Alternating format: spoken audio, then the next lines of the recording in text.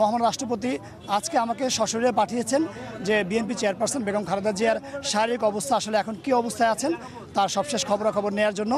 এবং মহামান্য রাষ্ট্রপতি আরও বলেছেন যে যাতে বেগম জিয়ার চিকিৎসা সেখানে কী ধরনের চিকিৎসা হচ্ছে এবং তারা আসলে উনার অবস্থাটা কি এটা জানার জন্যই উনি আমাকে পাঠিয়েছেন। ডক্টর জাহিদ সাহেবকে জিজ্ঞেস করেছিলাম মহামান্য রাষ্ট্রপতির রেফারেন্সেই, মহামান্য রাষ্ট্রপতির কথার সূত্র ধরেই জানতে চেয়েছিলাম যে কী অবস্থা। তো জাহিদ যেটা জানিয়েছেন যে বিএনপি চেয়ারপারসন বেগম খালেদা জিয়ার শারীরিক অবস্থা এখন স্থিতিশীল এবং তার তবে কিছুটা আগের চেয়ে কিছুটা ভালোর দিকে, এবং তিনি সবার কাছে দোয়া চেয়েছেন আসলে।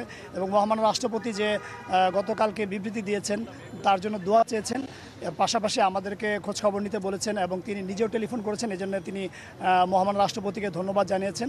এবং এর পাশাপাশি বেগম খালেদা জিয়ার জন্য তার শারীরিক অবস্থা যাতে উন্নতি হয় এবং তিনি দ্রুত সুস্থ হয়ে সবার মাঝে ফিরে আসতে পারেন, এই জন্য তিনি সবার কাছে দোয়া চেয়েছেন। পাশাপাশি মহামান্য রাষ্ট্রপতির প্রতিও কৃতজ্ঞতা জানিয়েছেন এবং মহামান্য রাষ্ট্রপতিও আসলে এই বিষয়টায় খুব কনসার্ন এবং তিনি সবসময় খোঁজখবর রাখছেন বিভিন্ন মাধ্যমে, আপনারা জানেন। এবং আমি যেটা বললাম যে মহামান্য রাষ্ট্রপতি বিএনপি মহাসচিবের সঙ্গে টেলিফোনে কথা বলেছেন। এছাড়া বেগম জিয়া যারা চিকিৎসক রয়েছেন তাদের মাধ্যমেও মহামান্য রাষ্ট্রপতি নিয়মিত খোঁজখবর রাখছেন।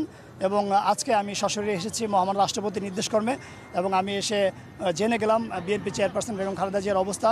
আর মহামান্য রাষ্ট্রপতির একটা বক্তব্য গতকালকে প্রচারিত হয়েছে যে বর্তমানে যে গণতান্ত্রিক উত্তরণের পথে আমরা রয়েছি, অর্থাৎ সামনে একটি জাতীয় নির্বাচন অনুষ্ঠিত হবে এবং বাংলাদেশ একটি গণতান্ত্রিক ধারায় প্রত্যাবর্তন করবে। তো সেই অবস্থায় বেগম জিয়া এখন কিছুটা অসুস্থ। তো মহামান্য রাষ্ট্রপতির আসলে উনি দোয়া করেছেন যাতে বেগম জিয়া দ্রুত সুস্থ হয়ে ওঠেন এবং এই যে গণতান্ত্রিক অভিযাত্রা যে বাংলাদেশ আবার প্রত্যাবর্তন করবে সেই যাত্রায় বেগম জিয়া নেতৃত্ব দিক, এটা মহামান্যের প্রত্যাশা এবং উনি এটা দোয়া করেছেন এবং সবার কাছে দেশবাসীর কাছেও দোয়া চেয়েছেন।